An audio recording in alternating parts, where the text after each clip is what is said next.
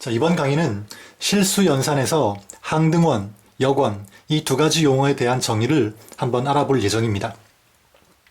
자, 제목에 나와 있듯이 실수 연산에서의 항등원, 역원입니다. 그러면 자, 연산이라는 건 꼭 실수에만 있는 건 아니죠. 사실은 그쵸? 우리가 앞에서 배웠던 집합에도 연산이 있었고요. 또 이 이후에 배울 복소수라는 단원에 가면 또 복소수의 연산이 있습니다. 또 수학을 더 공부하다 보면 또 다른 종류의 연산을 배우게 될 텐데, 자, 그럴 때마다 아마 여러분들이 항등원, 역원 이런 용어들을 아마 만나게 될 겁니다. 하지만 연산이 어떻건 간에 항등원, 역원에 대한 정의는 여기서 배울 오늘 이번 시간에 배울 그런 정의와 다르지 않습니다. 크게 다르지 않습니다. 그래서 실수 연산에서의 항등원, 역원의 정의를 여러분들이 잘 이해한다면 다른 연산에서의 항등원, 역원도 크게 어렵지 않게 아마 이해할 수 있을 겁니다. 자, 먼저 항등원에 대한 정의부터 알아보도록 하겠습니다. 간단한 예를 먼저 들어서 항등원의 뼈대가 되는 개념부터 한번 알아보고 정의를 하도록 하겠습니다. 자, 먼저 이런 예를 한번 봅시다. 가령 실수 A가 있다고 할 때, 자, 실수 A에 어떤 숫자를 더했습니다. 그랬더니 자기 자신이 나오더라는 거죠. 그렇죠? 그러면 자, 여러분들 생각하기에 이런 이 값은 얼마일까요? 당연히 0이겠죠. 그렇죠? 자, 이렇게 자기 자신이 나오게 하는 값, 어떤 연산에 대해서 자기 자신이 그대로 나오게 하는 이런 이 값을 우리가 항등원이라고 합니다. 됐습니까? 자, 이번에는 곱셈 연산을 한번 볼까요? 곱셈 연산. A 곱하기 2를 했을 때, 자, 역시 곱셈이란 연산에 대해서 자기 자신이 그대로 나오게 하는 이런 이 값은 얼마일까요? A가 실수니까 당연히 이때 이 값은 1이어야 되겠죠. 그렇죠?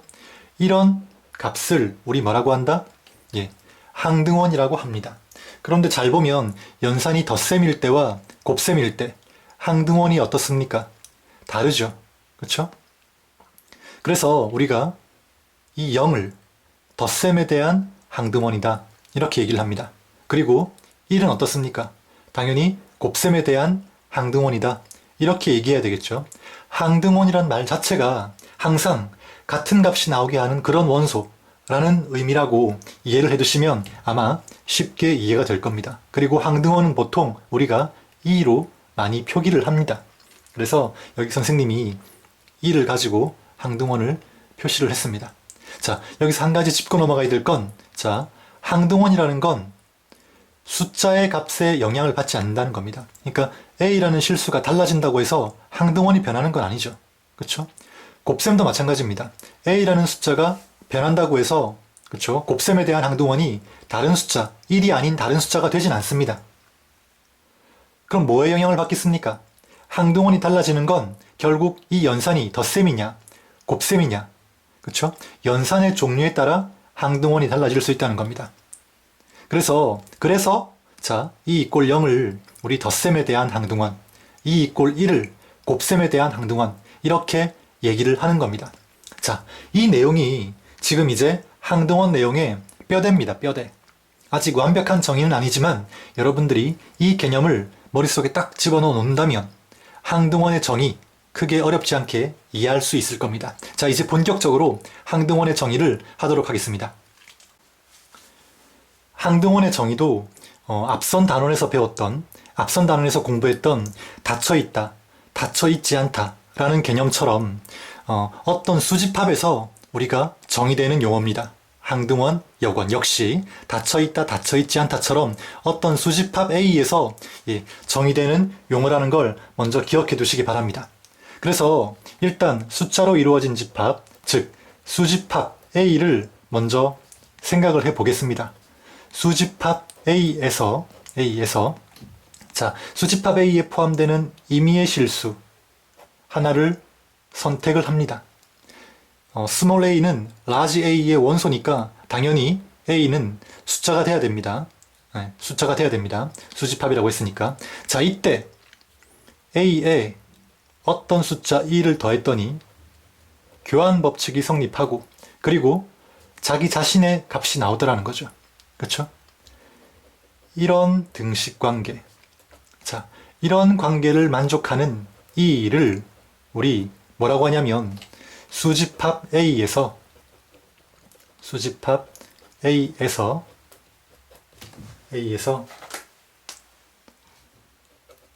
덧셈에 대한 항등원이라고 정의를 합니다. 좀 말이 길긴 한데, 그쵸? 뭐, 어렵진 않을 겁니다. 자, 이런 관계를 만족하는 이 값을 수집합 A에서, 이 수집합 A는 주어진 수집합 말하는 거죠. 그쵸? 덧셈에 대한 항등원이다 라고 얘기를 합니다. 이때, 자, 이 값을 구했다고 해서 이게 반드시 덧셈에 대한 항등원, 수집합 A에서 덧셈에 대한 항등원이 되는 건 아닙니다. 하나 추가로 더 만족해야 될 그런 조건이 있는데 바로 뭐냐면 자, 이런 등식을 만족하는 이 값을 고른 다음 이 값이 반드시 주어진 수집합 A의 원소인지 확인을 해야 됩니다. 주어진 수집합 A에 이 값이 속하는지 확인을 해야 한다는 거죠. 그렇죠? 이렇게 구한 이 값이 주어진 수집합 A에 속한다는 게 확인이 될 때 이때 이를 우리가 수집합 A에서 덧셈의 항등원이라고 얘기를 하고 만약에 이 값을 구했는데 그 이 값이 주어진 수집합 안에 있지 않다면 그때는 이를 우리가 주어진 수집합에서 덧셈에 대한 항등원이라고 말할 수가 없다는 거죠. 그렇죠? 설사 이 값이 구해졌다 하더라도 되겠습니까? 보통 어떻습니까? 이 값은 아까 배웠듯이 덧셈이니까 당연히 0일 겁니다. 그렇죠? 그러니까 이 주어진 수집합이 가령 예를 들어서 자연수의 집합이다라고 합시다. 그럼 자연수에는 0이 안 들어있죠. 그래서 이런 등식을 만족하는 이 값을 구해보면 0이 나오는데 그 0은 이 수집합이 자연수라고 하면 자연수의 원소가 되지 않으니까 그렇죠? 그때는 우리가 이를 자연수의 집합에서 덧셈에 대한 항등원이라고 부를 수 없다는 거죠. 결국 항등원이 존재하지 않는다고 봐야 한다는 겁니다. 이해되겠습니까? 자, 이 개념이 이해됐다면 이제 곱셈에 대한 항등원은 뭐 거저먹기죠. 그쵸? 자, 역시 수집합 A에서 생각을 합니다. 그래서 그 다음에 A에 속하는 임의의 원소 하나를 고릅니다. 그러면 자, 우리가 곱셈에 대한 항등원을 구해야 되니까 어떤 정의를 만족해야 되겠습니까? 당연히 곱해야 되겠죠. 그래서 일단 교환 법칙이 성립하고 그 다음 역시 자기 자신이 나오게 하는 이런 이 값, 이 등식을 만족하는 이런 이 값을 우리가 곱셈에 대한 항등원이라고 하는데 역시 이 값도 어떻습니까? 주어진 수집합 안에 포함되는지 속하는지 먼저 확인을 해야 됩니다. 되겠습니까? 이까지 확인이 됐다면 그때 우리 비로소 이제 이 일을 수집합 A에서 곱셈에 대한 항등원이다 라고 정의를 한다는 거죠. 역시 마찬가지입니다. 가령 자, 이 등식을 만족하는 이 값을 구했습니다. 구했는데 주어진 수집합 A의 원소가 아닐 경우에 그렇죠? 그러니까 이 값이 주어진 수집합 A에 속해 있지 않을 때 그때는 우리가 이를 수집합 A에서 곱셈에 대한 항등원이라고 말할 수 없겠죠. 그렇죠? 그때는 항등원이 존재하지 않는 걸로 봐야 합니다. 이해되겠습니까? 자, 이까지가 덧셈에 대한 항등원, 곱셈에 대한 항등원의 용어 정의였습니다. 그럼 자, 뺄셈이나 나눗셈에 대한 항등원 정의는 없습니까? 할 수도 있는데 자, 뺄셈이나 나눗셈은 덧셈, 곱셈으로 바꿔 생각할 수 있죠.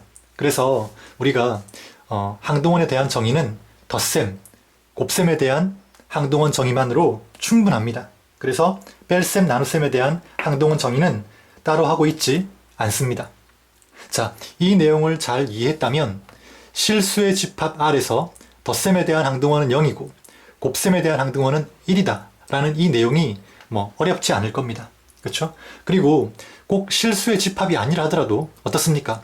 이게 가령 유리수의 집합이라 하더라도 이 내용은 성립할 거고 맞습니까? 그 다음 정수의 집합이라 하더라도 이 내용은 성립할 겁니다. 하지만 자, 자연수의 집합 n이라고 하면 자연수의 집합 n에 대해서 자, 항등원을 생각한다고 하면 자, 덧셈에 대한 항등원은 존재하지 않겠죠. 왜? 주어진 집합이 자연수의 집합이라고 했으니까 0은 자연수에 속합니까? 안 속합니까? 안 속합니다. 그러니까 이런 경우는 덧셈에 대한 항등원이 없다고 해야 될 거고, 그쵸? 곱셈에 대한 항등원은 1인데 자연수의 집합이 우리가 주어진 집합이라고 가정한다면 1은 자연수에 속하죠. 그러니까 곱셈에 대한 항등원은 존재합니다. 그렇죠? 자, 그래서 자연수의 집합이 주어진다면 덧셈에 대한 항등원은 없는 거고요. 곱셈에 대한 항등원은 1이 되는 거죠. 충분히 이해했습니까? 자, 이해가 좀 잘 안 되는 학생은 다시 한번 더 강의를 살펴보시기 바랍니다. 자, 계속해서 이제 역언에 대해서도 알아보도록 하겠습니다. 항등원에 대한 정의를 잘 이해했다면 역언에 대한 정의도 여러분 쉽게 아마 이해할 수 있을 거라고 봅니다. 그리고 역언의 정의는 항등원과 좀 밀접한 관계가 있습니다. 자, 어떻게 밀접한 관계를 가지는지 일단 예를 들어서 먼저 한번 살펴보고요. 그 다음에 역언의 정확한 정의에 대해서 알아보도록 하겠습니다. 자, 먼저 실수 A가 이렇게 있다고 합시다. 이때 A에 어떤 수를 더했는데 그 결과가 덧셈에 대한 항등원이 나오다라는 거죠. 덧셈에 대한 항등원 뭐였습니까? 0이었죠. 그쵸? 이렇게 덧셈에 대한 연산의 결과가 덧셈에 대한 항등원이 나오더라는 거죠. 이런 식을 만족하는 x값 뭐겠습니까? 당연히 마이너스 a겠죠. 그렇죠? 이런 x값을 우리가 역언이라고 얘기를 합니다. 그 다음 곱셈도 한번 볼까요? a 곱하기 x 했더니 자, 이 연산의 결과가 곱셈에 대한 항등원이 나오더라는 거죠. 곱셈에 대한 항등원 얼마입니까? 1이겠죠. 그렇죠? 이렇게 곱셈에 대한 항등원이 나올 때 이때 이 식을 만족하는 x값 양변을 a로 나누면 물론 a는 0이 아니라는 조건이 있다고 합시다. 그러면 양변을 a로 나누게 되면 x값은 a분의 1이 되겠죠. 이런 x값을 우리 역언이라고 얘기한다는 거죠. 자, 이게 기본적인 뼈대입니다. 역언의 뼈대. 물론 아직 충분하진 않지만. 그리고 좀 더 살펴보자면 자, 일단 그럼 뭡니까? 역언이라는 게 존재하려면 덧셈에 대한 항등원이 먼저 존재해야 되겠죠. 그렇죠? 곱셈도 마찬가지입니다. 곱셈에 대한 역언이 존재하려면 일단 곱셈에 대한 항등원이 먼저 구해져야, 알아야, 존재해야 x값을 구할 수 있다는 거죠. 그렇죠? 그러니까 역언을 구하기 위해선 먼저 항등원을 알아야 한다는 거. 그거 하나 기억해 두시고 그 다음에 자, 역언을 잘 보면 실수 a에 따라서 역언이 어떻습니까? 바뀝니다. a가 1이면 마이너스 1, 2면 마이너스 2. 곱셈도 마찬가지죠. a가 3이면 3분의 1, 4면 4분의 1. 그렇죠? 이렇게 바뀐다는 겁니다. 그럼 결국 이 역언이라는 건 실수 a에 대해서도 영향을 받는다는 말이겠죠. 왜? a 값이 달라지면 역언도 달라질 테니까. 맞습니까? 그리고 연산에도 당연히 어떻습니까? 영향을 받겠죠. 그렇죠? 그래서 우리가 역언을 표현할 때는 자, 어떤 숫자의 역언인지 어떤 숫자의 역언인지 반드시 표현해야 합니다. 그리고 연산도 같이 표현해야 되겠죠. 그렇죠? 자, 그래서 얘를 우리 어떻게 얘기하냐면 덧셈에 대한 그냥 역언이 아니라 A의 역언 이렇게 얘기를 해야 됩니다. 얘도 마찬가지. 곱셈에 대한 A의 역언 이렇게 얘기를 해야 한다는 거죠. 혹은 뭐 A의 덧셈에 대한 역언, A의 곱셈에 대한 역언 이렇게 얘기해도 관계 없겠습니다. 됐습니까?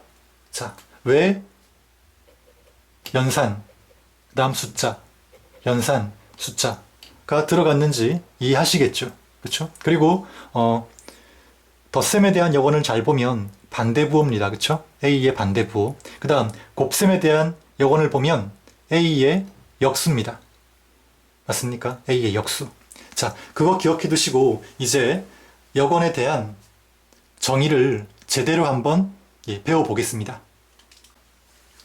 여건의 정의도 덧셈에 대한 항등원 혹은 곱셈에 대한 항등원처럼 일단 주어진 수집합 안에서 생각을 해야 됩니다. 그래서 자, 일단 수집합이 있다고 합시다. 수집합 A에서 자, A에 속하는 수집합 A에 속하는 임의의 원소 하나를 고릅니다. 스몰 a를 고릅니다. 이때 A에 어떤 수를 더했더니 일단 교환 법칙이 성립하고 그 다음에 그 결과가 뭐가 나와야 됩니까? 여건이 되려면 그렇죠. 이 덧셈 즉 덧셈에 대한 항등원이 나와야 한다고 했죠. 그렇죠? 이게 정입니다. 덧셈에 대한 항등원은 0입니다. 그래서 이런 관계를 만족할 때 이런 관계를 만족하는 x를 구할 수가 있겠죠. 여기서는 마이너스 a일 겁니다. 이때 이 구한 값이 주어진 수집합 A에 속하는지 반드시 확인을 해야 됩니다. 항등원하고 비슷하죠, 그렇죠? 이렇게 포함될 때 x 값이 주어진 수집합 A에 속할 때 이때 우리가 x를 수집합 A에서 덧셈에 대한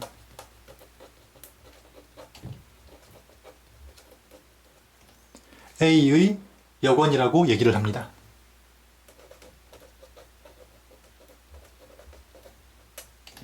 되겠죠? 물론 자, 만약에 x를 구하긴 구했는데 그 구한 값이 A의 원소가 아니라면 그때는 x를 수집합 A에서 덧셈에 대한 A의 여건이라고 볼 수 없겠죠. 여건이 존재하지 않는다 라고 봐야 한다는 겁니다. 되겠습니까? 자, 여기서 중요한 건 덧셈 했을 때 그 연산의 결과가 덧셈에 대한 항등원, 그 연산에 대한 우리가 취한 연산에 대한 항등원이 나와야 한다는 것. 자, 그거 주의하시면 될 것 같고 그 다음에 자, 곱셈에 대한 여건의 정의도 어떻겠습니까? 역시 마찬가지입니다. 여기서 덧셈을 곱셈으로 바꿔주면 되겠죠. 그렇죠? 그러면 어떻습니까? 그리고 덧셈의 항등원도 1로 바뀌겠죠. 그러면 x는 a분의 1이 될 겁니다. 아까 배웠던 것처럼. 그렇죠? 그러면 그때 x는 수집합 A에서 곱셈에 대한 A의 여건이 되겠죠. 물론 이 구한 값이 역시 주어진 수집합 A에 속하는지 확인을 해야 한다는 거죠. 확인했을 때 A에 속하면 곱셈에 대한 A의 여건이 되는 거고 속하지 않는다면 곱셈에 대한 A의 여건이 되지 않는다고 봐야 되겠죠. 그렇죠? 예. 곱셈에 대한 여건의 정의는 따로 적으면서 설명하지 않겠습니다. 여러분들이 이제 충분히 이 내용만 읽어도 아마 이해할 수 있을 거라고 믿습니다. 자, 이렇게 해서 항등원 여건의 정의 알아봤습니다. 자, 강의 첫머리에도 얘기를 했지만 이번 시간에 배운 항등원 여건 정의는 다른 연산, 우리가 지금은 실수 연산을 가지고 해봤지만 다른 연산에 대해서도 이 개념이 똑같이 적용될 수 있습니다. 그래서 이번 시간에 강의한 내용을 여러분들이 잘 익혀두셔야 되고 잘 익혀두신 분들은 아마 다른 연산에서의 항등원 여건도 이와 똑같다는 걸 아마 배워보시면 충분히 느낄 수 있을 겁니다. 자, 이렇게 해서 항등원 여건 강의를 마치도록 하겠습니다.